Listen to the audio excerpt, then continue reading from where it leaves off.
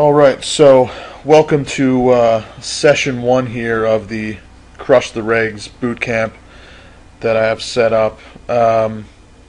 First session here, as you'll see, is getting the HUD set up, Hold'em Manager, Poker Tracker, whatever you're using there.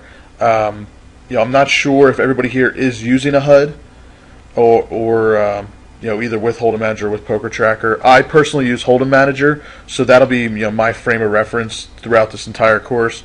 If you use Poker Tracker, I'm sure you can adapt it. It shouldn't be too much of an issue. But a lot of what this course is going to be based upon are exploiting players, using stats to exploit them, getting some extra edge in the game, and it all comes from essentially exploiting tendencies.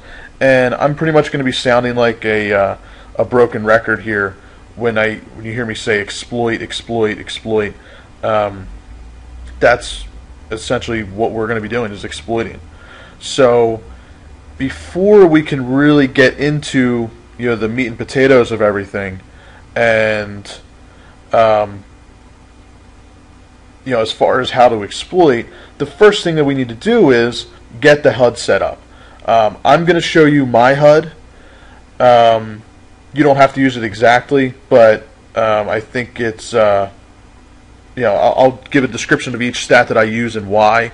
You can structure it and format it the way you want, but you'll just get an idea of what I'm looking at and why.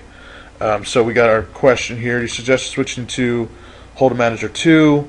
When I start going into the specific stats, I'll talk about the differences where I think Hold'em Manager 2 can be valuable in one of the stats. I do agree that it's buggy, and I have both Hold'em Manager 1 and Hold'em Manager 2. I personally use Hold'em Manager 1 because I just think it's less buggy, works smoother, looks nicer. But yeah, I'll talk about, if you're using Hold'em Manager 2, that's fine. There's a stat in there that I really like, which I've talked to a few of you about, so I'll get into that. But like I said, this whole first part here, is just getting things set up, going through an overview of what we're going to be covering. And I know we have a mix of players here, some 18-man guys, some 180-man guys, single table guys. So as I told many of you, it's usually when you attend a course or read a book or whatever, it's specifically for one game type. Because each game type has their own little nuances, ICM considerations, and that's fine. This course, as I said, it's not really for any specific game.